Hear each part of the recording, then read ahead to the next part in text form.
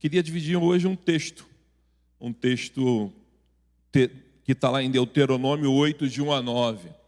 Um momento importante da palavra de Deus, um momento onde Moisés, tendo passado pelo deserto, ele dá uma parada, vislumbra a terra prometida e vai olhar para esse lugar e olhar o que passou até ali e começa o texto a Bíblia vai chamar do discurso de Moisés, esse texto de Deuteronômio.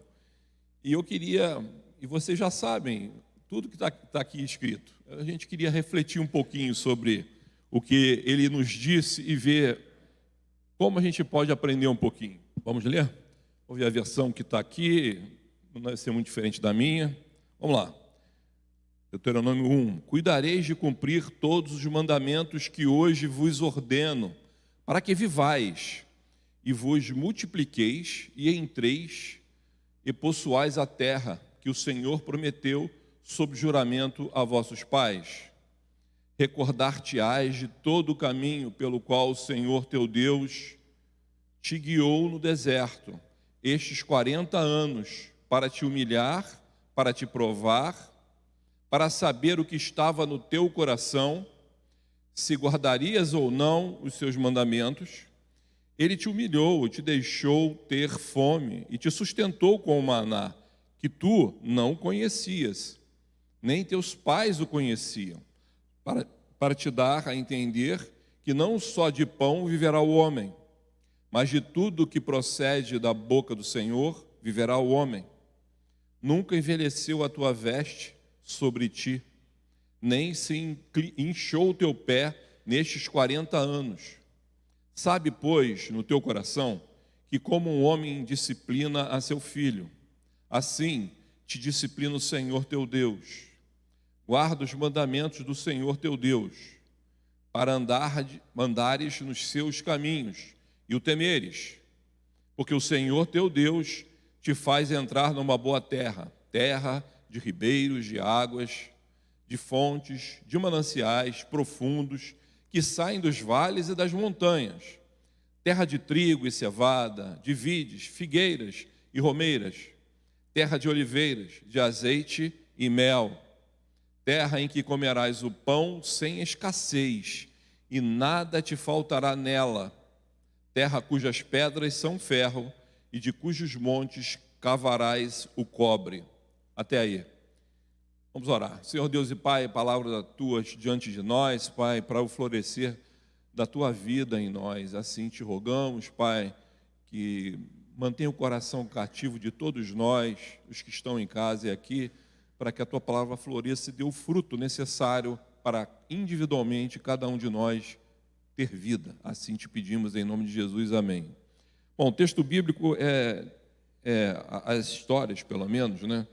São de conhecimento de todos, né? Então já antecipei aqui sobre esse momento da conversa de Moisés. Então é importante entender que é um momento de transição e é importante que a gente compreenda isso. E como hoje é a Santa Ceia, eu queria que vocês observassem todos os links, as coisas que nós vamos falar sobre o tema, o texto, num primeiro momento podem parecer desvinculados da ceia do Senhor, mas não são. E isso é importante porque a gente percebe o ciclo da vida, quando Deus construiu as coisas, ele vale para a gente hoje e vale para a gente em todo o tempo, em toda a história. Eu vou chamar a atenção para vocês, mas pensem nessa vivência da Santa Ceia que já tiveram e no que a gente vai conversar um pouquinho agora. O primeiro momento aqui no versículo, logo no versículo 1, há uma coisa muito importante que a palavra felicidade, ela não está escrita na Bíblia. Você não vai encontrar essa palavra lá, nem por tradução. Você vai encontrar conceitos que nos fazem pensar na felicidade. Mas como Deus nos constituiu, Ele sabe exatamente como somos e do que precisamos. Exatamente. E isso é a primeira coisa que nós precisamos nos lembrar sempre. não significa que ele vai atender o seu desejo pessoal naquilo que você quer sempre. Não é isso. Mas o que você realmente precisa, inclusive no ambiente de felicidade, ele conhece. E ele vai falar isso logo no começo, né? Ele fala de felicidade de uma outra maneira, como eu disse. Então ele vai falar no verso 1 lá, para que vivais e sejais multiplicados. Vejam que ele acabou de sair do deserto, e Moisés está dizendo o seguinte: olha, se vocês ouvirem a minha palavra, se pretenderem, é o início logo, cuidareis por toda obra, mandamento que eu vos ordeno hoje. Olha, usem isso que eu falei, usem a minha palavra, para que vivais e sejais multiplicados. Então, a ideia de felicidade ali, e não é muito diferente para nós, é vida em abundância, e multiplicar-se lá, ter famílias grandes, também era um sinônimo dessa felicidade. As coisas estavam fluindo bem. Então Deus está falando sobre isso através da boca de Moisés, e ele fala que esses mandamentos, né, iam estruturar, porque precisava assegurar que o povo, para chegar aonde Deus entendia que o povo deveria estar, era preciso ter um acompanhamento moral e religioso adequado, senão por qualquer outro caminho, apesar do deserto. Lembre-se que Moisés está falando, olhando para o deserto e olhando para a terra prometida. É mais ou menos isso que está acontecendo ali. E ele está falando, olha, isso tudo que aconteceu, esses 40 anos, foi dessa forma. E eu queria olhar para esse texto não como um olhar do que Deus fez nesses 40 anos no deserto. E como muitas vezes nós abordamos esse texto, e não há nada errado quanto às abordagens comumente feitas. Mas eu queria que você olhasse de uma outra forma. Nós estamos afastados desse tempo uma quantidade enorme de anos. Então a gente, hoje em dia, ainda que sejamos os mesmos homens e mulheres, nós temos o privilégio de aprender muitas vezes de forma diferente. Não está errado, mas aprender coisas de forma diferente. E alguma coisa a gente precisa entender, porque esse é um conceito muito único. Isso está em toda a Bíblia. E está nesse texto aqui para a gente olhar ele, para buscar esse viver. Como é que a gente chega nesse lugar de vida? Como é que a gente chega nesse lugar de ter multiplicidade dos nossos filhos? Eu não tenho uma família assim. Tá bom, mas existe um espaço de uso da felicidade que Moisés está falando para a gente, que Deus está nos apontando para ele, onde a gente tem que perpassar. E o povo dele perpassou, e a gente precisa olhar para a gente de tal forma que a gente se entenda nesse mesmo lugar, se entenda nesse mesmo processo. E se isso não acontecer, nós vamos ter um ciclo, não de caminho para esse lugar da felicidade, mas um ciclo de frustrações constantes, mesmo estando caminhando com Deus. Se vocês lembrarem, o povo de Deus no deserto sempre reclamava, sempre, olha, isso aqui não está legal e tal. Mas o que acontecia lá era algo maravilhoso. Nós vamos falar um pouquinho sobre isso. Mas isso não era entendido, percebido, compreendido, assimilado, vivido como crescimento para aquele povo. Era sempre complicado. Por isso Moisés para nesse momento e diz o seguinte: olha, 40 anos se passaram, olha aqui, vamos recapitular tudo? Então é uma recapitulação que nós lemos. E talvez se a gente tiver um processo de aprendizado contínuo e fazendo ciclos menores de aprendizado, cada um de nós no seu tempo, a gente aprenda mais e melhor do que aquele povo aprendeu. E acho que a palavra de Deus está disponível para nós, para isso, para a gente aprender mais e melhor. E o primeiro ponto que eu quero destacar aqui, que o texto nos fala, é o verso 2. O verso 2 diz assim, lá no final: para saber o que estava em teu coração se havias de aguardar ou não os seus mandamentos. Leram aí?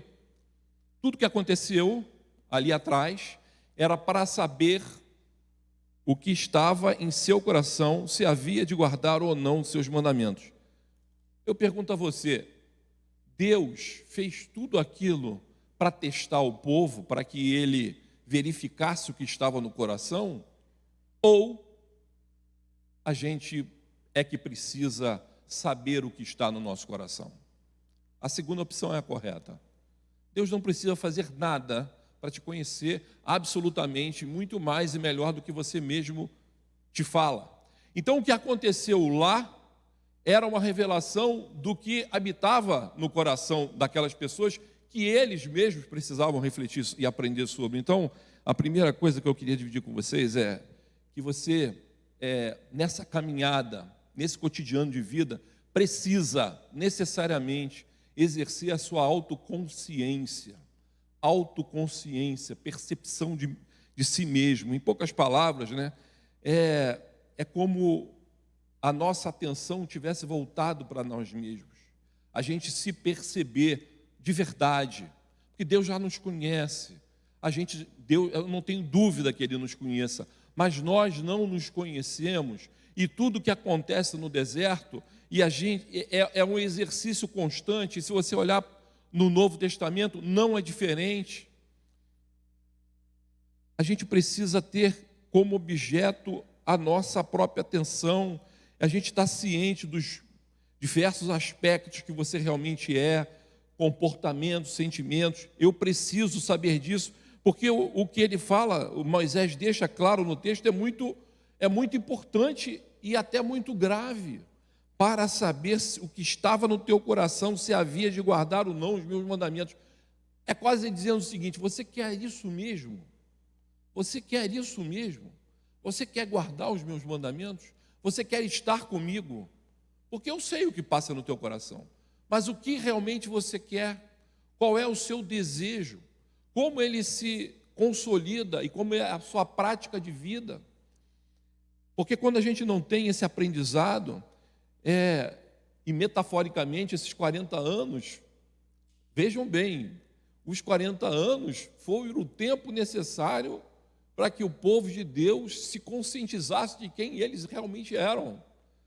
E por que esse número? Esse número tem muitos motivos, mas esse número quer dizer assim, como é difícil isso, como é difícil eu me perceber no aspecto, na minha relação com Deus. Não estou nem falando com o outro, estou falando com Deus, o que eu realmente quero, como eu realmente quero exercer a minha fidelidade, a minha vida a Deus, de que maneira isso está acontecendo, se é da minha maneira ou se é da maneira que Deus quer que eu exerça na minha vida. Isso é autoconsciência. E quando eu não exerço essa minha autoconsciência, eu não reflito sobre isso, uma série de coisas vão acontecer na minha vida em forma de looping, e você não percebe, e você dá outros nomes a isso. Eu tenho desafios de Deus, Deus vai me sustentar, mas você não percebe que as coisas estão acontecendo num looping constante, aonde Deus, nesse caminhar, o que Ele está querendo mais do que te livrar daquele mal ou inconveniente, daqueles problemas que você está vivendo, é que você se conheça e saia desse lugar. Porque Ele está fazendo isso com esse povo. Acompanhem a sequência do texto. Ele queria que eles entendessem melhor, e Ele vai construir algumas coisas que a gente às vezes não se percebe aqui, falando muitas vezes de outras que estão certas, mas a gente não se percebe que Ele oferece soluções para as coisas do nosso cotidiano. Ele oferece as soluções. O seu cotidiano qual é? Você está aqui na igreja agora, você está no momento de reflexão, mas você tem conta para pagar, você tem o seu trabalho, você tem filho para educar, comida na mesa, aquelas que vão fazer o almoço do domingo. Existem tantas outras coisas circulando ali que certamente vão tirar o teu tempo de reflexão sobre si mesmo. Olha o que Deus faz. Ele retira esses problemas do povo, para que a reflexão dele ocorresse de uma maneira melhor. Todo o texto a gente vai falar, e a gente vai entrar nesse ponto depois, mas ele faz algo maravilhoso, dizendo o seguinte: você está se preocupando com o que hoje? É com o que vai vestir? Não precisa. É o que vai comer? Não precisa. Você não precisa plantar, você está no deserto. Nossa, eu estou no deserto. Sabe aquela história do copo cheio e copo vazio, né? Assim, né? Você olha assim, o copo está meio cheio, está meio vazio. Existem pessoas que sempre vão olhar o copo vazio. E a maioria das pessoas, lamentavelmente, é sempre assim. E não conseguem olhar, mesmo que esse copo estivesse no finalzinho. Aliás, deixa eu beber água, me permito.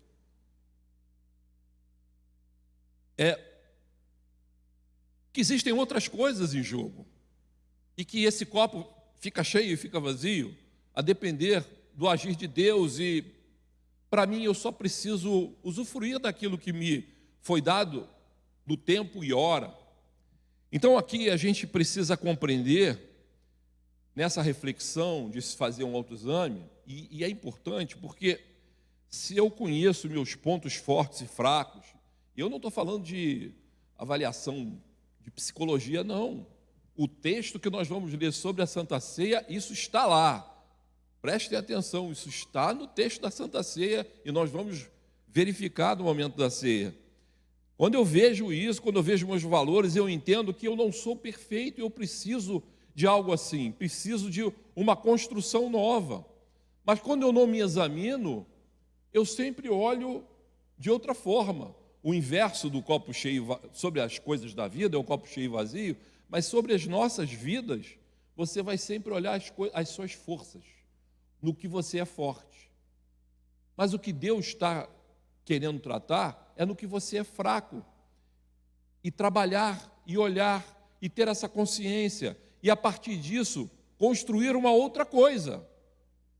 Quando eu olho para Deus, e é isso que Ele está querendo fazer com o seu povo, olha para mim.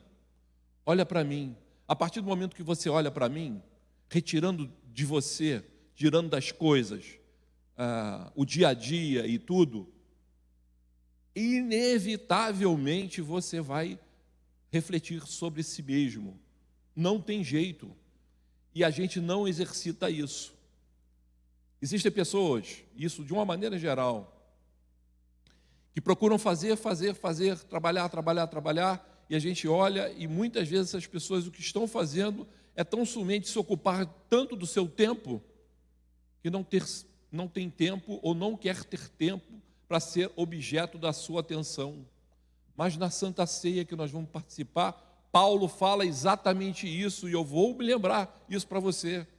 É preciso, não é uma coisa que é uma possibilidade, é necessário olhar para si mesmo, eu ser objeto da minha própria atenção, e eu verificar na minha relação com Deus como isso está acontecendo, porque se isso não acontecer de forma cíclica curta, vai acontecer de uma forma cíclica longa, como foi o povo de Deus, 40 anos para perceber exatamente quem era Deus. Esse foi o tempo que foi dado, e isso nos torna fortes quando eu tenho esse senso, porque eu começo a ter um senso de identidade.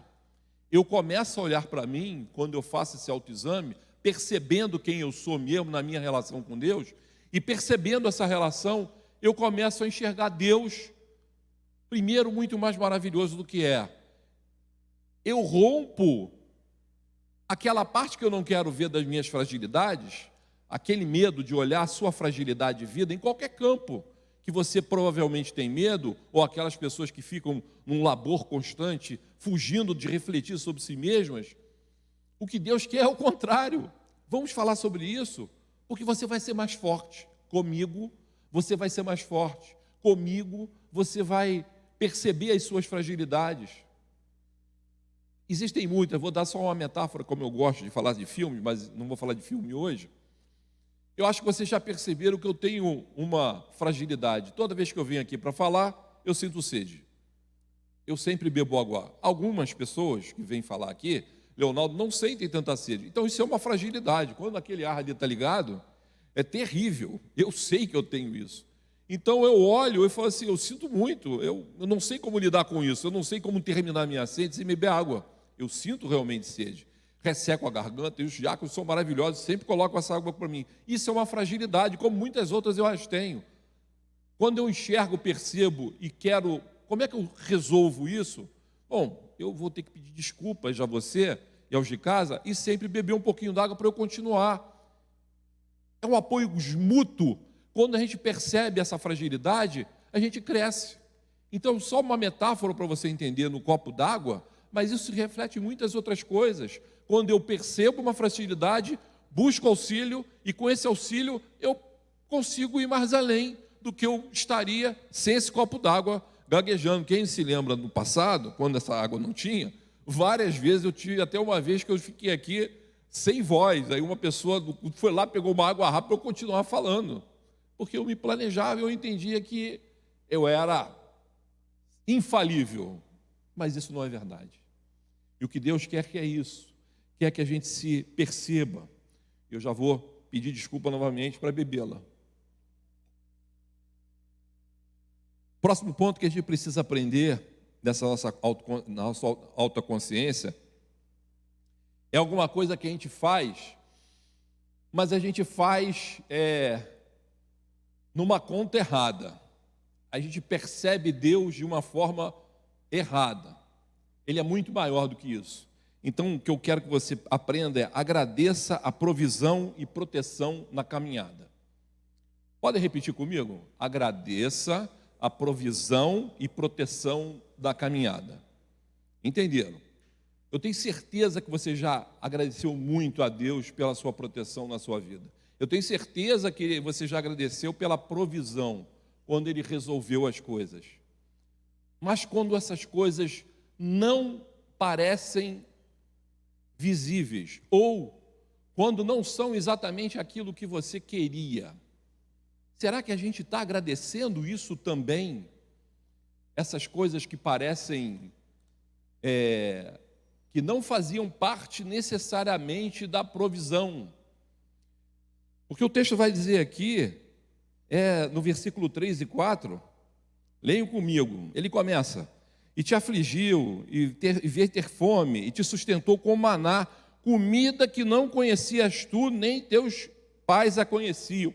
O maná não era algo de conhecimento, serviu para alimentá-los. E muito já foi dito sobre o maná, eu não vou entrar nesse detalhe agora, você conhece as histórias. Mas isso foi algo novo, um recurso novo de Deus, e um recurso não pretendido ou pensado pelo povo, porque eles não conheciam essa solução, e nem seus pais conheciam, e depois também não conheciam. Até hoje se discutem para tentar entender o que era aquilo, como foi que aquele povo todo foi alimentado daquela forma. Existem algumas hipóteses, mas não chegaram a lugar nenhum. E mais, ele diz no versículo 4: tua roupa nunca se envelheceu sobre ti, nem o pé se inchou por esses 40 anos. Vejam que essas coisas, esses recursos de Deus, não são provisão e proteção a que muitas vezes a gente fala. A gente pensa em provisão e proteção quando está me faltando um recurso, obviamente ou financeiro, ou um emprego, e ele vem. Graças a Deus veio o emprego. Graças a Deus eu recebi esse dinheiro.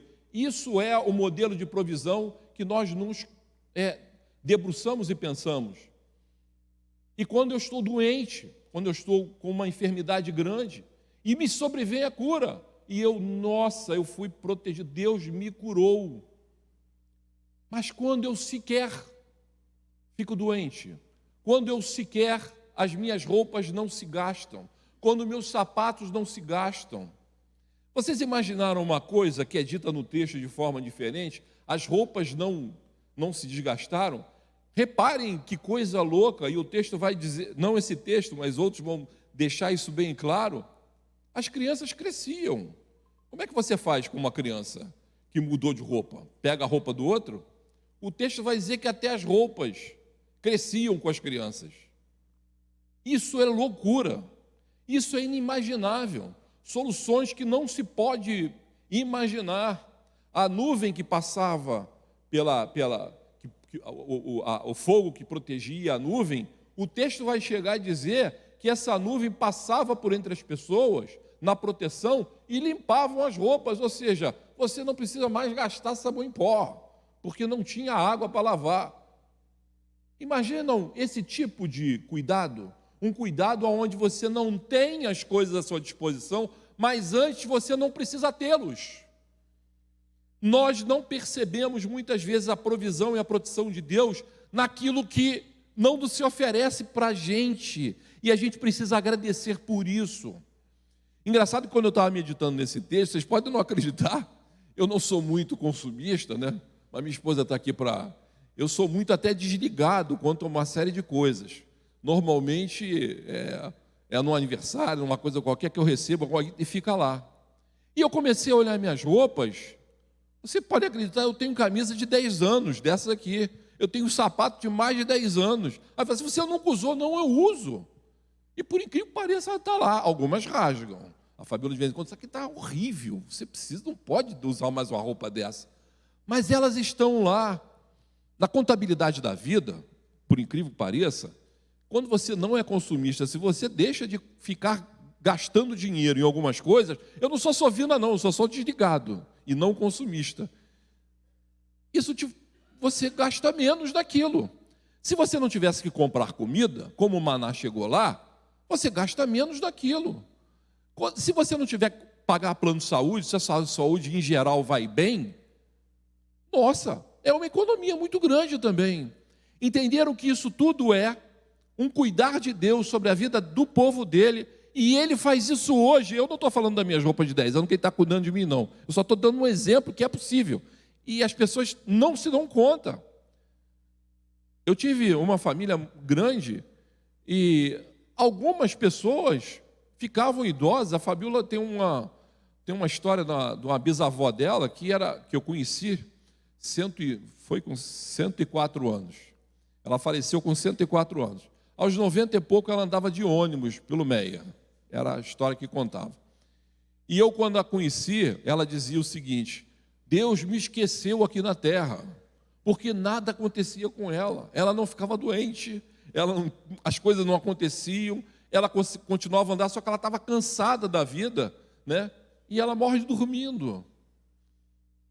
Nós não temos muitas vezes esse olhar desse tipo de bênção, de provisão e cuidado de Deus, quando Ele cuida de nós, da nossa saúde, do nosso bem-estar, porque no final das contas, muitas vezes Ele está dizendo para você o seguinte: para um pouquinho dessa tua inquietude de ter que fazer e comprar, para olhar para mim.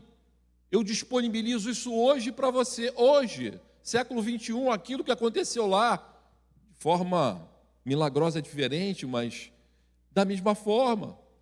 Quando eu me estendo na minha saúde um pouco mais, quando algumas coisas que eu precisava comprar eu não compro, e por muitas vezes eu lá em casa, eu converso com a Fabiola, eu falo assim: nossa, o plano de saúde está muito caro. A gente tem que ir de uma outra maneira, um outro recurso. A Verinha, que trabalha com a gente há muitos anos, então já é parte da família, ela há pouco tempo se submeteu a uma cirurgia, e ela estava numa fila. E conversa vai, conversa vem, essa fila estava lá, e ela chegava, batia e tal, e um belo dia, conversando lá, apareceu uma médica que se debruçou e olhou o caso dela e, não, peraí, vamos resolver isso logo. E ela fez a cirurgia e, graças a Deus, está muito bem, não pulou a fila, mas entendeu, a fila no médico, o certo é gravidade mais alta, prioridade. Às vezes a gente não entra nisso aí, mas Deus faz esse caminho com a gente, a ponto de nos retirar de situações mais complexas e nos colocar na frente por conta da maior necessidade daquele. Nós precisamos mostrar aqui que essas bênçãos, ela não vem num modelo de riqueza, mas num modelo de amparo, num modelo de cuidar, mas cujo objetivo, se eu não perceber que eu estou revivenciando aquela passagem no deserto, e Deus está dizendo assim para mim: olha, eu estou cuidando de você, eu estou olhando para você. Você conversa comigo a esse respeito? Você está olhando para mim sobre isso que eu estou te provendo e te protegendo? Porque eu quero conversar com você sobre isso. Sobre quando não é a hora que o emprego bate na porta, mas eu estou fazendo isso de uma outra maneira. Não é a hora que aparece um saco de alimento à mesa, mas eu estou fazendo isso de outra maneira. E é isso que muitas vezes nós não compreendemos, que o nosso Deus tem capacidades múltiplas, a ponto de nos dar coisa que nem nossos pais viram, nem nós nunca veremos na nossa vida hoje, cujo fim principal não é a bênção em si, mas a gente olhar para Ele e ter tempo para olhar para nós mesmos, como objeto maior da atenção de Deus, porque nós somos. A gente precisa aprender que toda essa preocupação maior da vida, né, ela vem e tem sentido para nós, mas quando eu me debruço e me coloco na mão de Deus, dizendo o seguinte: Deus, para eu olhar mais para mim, algumas coisas precisam ser diferentes. Para esse meu tempo do dia a dia, principalmente as mulheres que estão em casa fazendo, algumas coisas precisam ser diferentes. Eu preciso me organizar, ou algumas coisas precisam acontecer, porque precisa ser mais simples. Olha, se essa for a sua oração, eu ouso afirmar que Deus vai respondê-la, te dando soluções que você nunca imaginou, porque toda vez que você parte para o seu labor, você parte para um labor buscando as soluções que você conhece, mas Deus tem outras para nós. E por último, logo depois que ele fala isso tudo, Moisés, ele fala alguma coisa aqui no versículo 6, que isso é maravilhoso, de toda essa dificuldade, de toda essa história que eles passavam. Ele fala o seguinte: guardarás, pois, os mandamentos do Senhor teu Deus, andando em seus caminhos, no versículo 6. Mas quando ele vai para o versículo 7, ele começa a introduzir, já no versículo 6, ele está introduzindo o conceito novo, diferente do que aconteceu até agora. E isso é importante nesse momento de transição, porque o Senhor teu Deus te introduz na boa terra, terra de ribeiros, de águas, de fontes, mananciais, que brotam em planícies, terra de trigo e cevada, terra de olivas, de azeite e mel, terra na qual não comerás o pão com escassez. Não te faltará nada, terra diz que suas pedras serão ferro, e seus montes cortarás bronze. Veja, Moisés chega e para e diz o seguinte: olha, quando isso tudo acontecer, quando você olhar para si mesmo, quando você se autoconhecer, quando você entender que Ele está dando recursos muitas vezes que não são visíveis, não são aqueles que eu quero, mas Ele está solucionando a minha vida para que eu continue a olhar para Ele, olhar para mim mesmo, o caminho da felicidade está aberto. O caminho daquilo que você quer, o teu desejo, está aberto. Sabe por quê? Que a coisa que muitas vezes a gente não aprende é que Deus tem o mesmo, vê a felicidade e a vida da mesma maneira que você quer. Não é diferente. Ele não tirou o pão e fez o povo passar aquele sofrimento todo no deserto por nada. Não. Ele simplesmente precisa de um processo de aprendizado que muitas vezes eu não exerço. Até hoje. Eu não exerço esse processo de habilidade, mas o que ele projeta para mim é a felicidade que todos querem. Não ter escassez, ter pão, ter fonte de água. Quando eu sei que o meu Deus tem a mesma visão de final de história, de felicidade, eu começo a entender que o que eu chamo muitas vezes, não, são provações, são isso, Deus está isso. Eu preciso entender que nessas histórias que eu estou passando de vida, se eu não estiver aprendendo, eu estou fazendo aquele ciclo contínuo e continuamente ficando no mesmo lugar. E podem ser 40 anos, metaforicamente falando. Mas você pode ter um curso menor a partir do momento onde você aprende a viver isso e que o teu Deus não quer o seu sofrimento. E mais do que não querer, Ele está apontando para um lugar melhor, um lugar sem escassez. E é totalmente diferente do que Ele produziu no deserto. Entenderam? É diferente. Não, agora acabou aquela fase. Acabou aquilo ali. Agora nós vamos ter um outro momento. um momento onde você pode desfrutar, depois de tudo, do prazer de se conhecer melhor, o prazer de me conhecer melhor, Deus, e o prazer de estar na tua família. Não importa se esse lugar aqui, a terra prometida, não importa como ela era, mas entenda que o desenho da terra prometida é uma terra de abundância, aonde a abundância não se dá só para o alimento, para que você possa trabalhar. Lembra que eu acabei de falar com você que você não deveria dispensar todo o seu labor para ter um tempo para com Ele e com você mesmo? Eu acabei de dizer isso. Aqui as coisas mudam. A partir do momento que eu me conheço e conheço a Deus e exercito tudo que eu aprendi para trás, as coisas mudam. Deus fala assim: agora você já se conhece, agora você já sabe quem eu sou, agora nós dois juntos vamos usufruir daquilo que eu sei que você quer, que eu também percebo para você, que é uma vida muito mais integrada, de paz e tudo. Porque senão a gente pensa que a relação com Deus é uma relação de contínuo sofrimento, que o sofrimento de Jesus vai me levar a um lugar comum. Não é isso. O sofrimento de Jesus teve o seu objetivo e nós vamos celebrá-lo aqui essa manhã. Mas a gente precisa compreender que a questão, e eu quero deixar bem claro essa questão da prosperidade final aqui, que ela não é teologia da prosperidade que eu estou dizendo. Eu estou falando sobre um momento de vida, onde esse momento de vida, as coisas começam a acontecer no ambiente de felicidade, que são muito mais próximos àquele que você tem em mente, porque isso está também na mente de Deus, a partir do momento que os ciclos do deserto se cessam, porque senão eu vou continuar ter vínculos com esse lugar, entendendo, e só entendendo prosperidade quando eu tenho comida na mesa, entendendo bênção quando eu sou curado de uma doença, e eu não consigo entender que o meu Deus é muito, muito, muito mais, além disso tudo, e muito, muito mais na vida dos nossos filhos, as coisas que não acontecem, as coisas que estão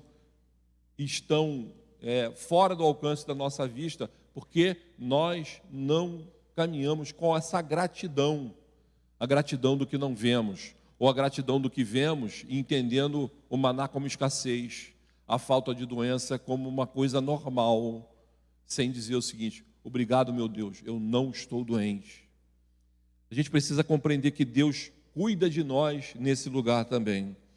E esse momento as consequências vêm, e uma dessas consequências é a ceia. Eu queria convidar vocês para a gente refletir no texto que Paulo fala, porque se vocês entenderam o texto, e certamente sim, vocês vão ver que uma parte de 1 Coríntios 11, que a gente não costuma falar, tem a ver com a primeira parte do sermão completamente, e eu queria dividir com vocês. Diz assim o texto, já iniciando o momento da ceia: pois recebi do Senhor, 1 Coríntios 11, 23, 30, pois recebi do Senhor o que também entreguei a vocês, que o Senhor Jesus, na noite que foi traído, tomou o pão, e tendo dado graças, partiu e disse: isto é o meu corpo, que é dado em favor de vocês, façam isto em memória de mim.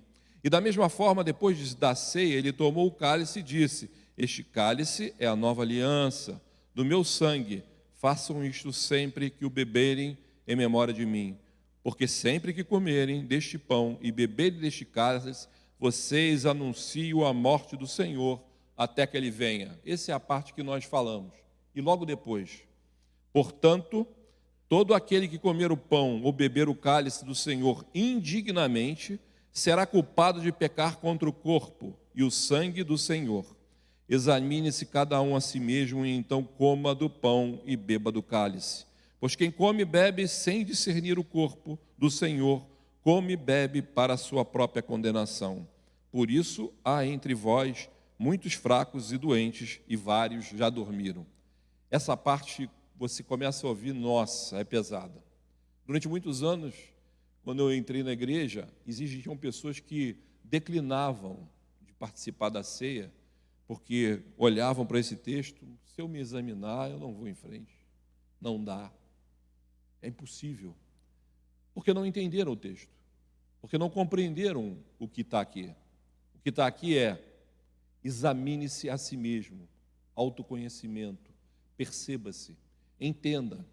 Lembram do texto que nós começamos a conversar? Vocês realmente querem me servir? Vocês realmente querem me seguir? Vocês realmente entendem a palavra do Senhor? É isso que estava lá no texto que nós lemos, em Deuteronômio. Aqui ele se repete: examine-se a si mesmo, porque senão eu estou sem discernir o corpo, eu estou trazendo condenação. O que significa isso? Eu estou participando de algo que absolutamente não tem um menor sentido para a minha vida. Só isso. E essa condenação, e a gente sabe de vida e morte, do que se trata, é a presença de Deus e o afastamento de Deus. Não tem nada de maligno aqui. O que existe aqui é tão somente o seguinte: discirna o corpo, entenda Jesus, entenda a si mesmo. Então a importância de se olhar, de se perceber é muito grande. E o texto vai falar: olha, coma. Não é para ser Deus não está cancelando você da ceia. Deus está dizendo que discirna, examine-se, mas coma, participe, porque só participando é que a gente muda. O lugar da igreja é um lugar de pelo menos duas coisas. Tem muitas coisas boas na igreja, mas duas coisas: de bênção e confronto. Bênção e confronto. Você se confronta com quem você é, se confronta com Deus que você diz servir, e você é abençoado por esse confronto quando decide: coma, participe, porque é isso que Deus quer. Deus quer que você não fique como no versículo 30. Por isso, por não se discernir essas coisas de Deus, há muitos fracos que dormem. Deus não quer isso para nós. Deus quer que a gente usufrua desse momento maravilhoso.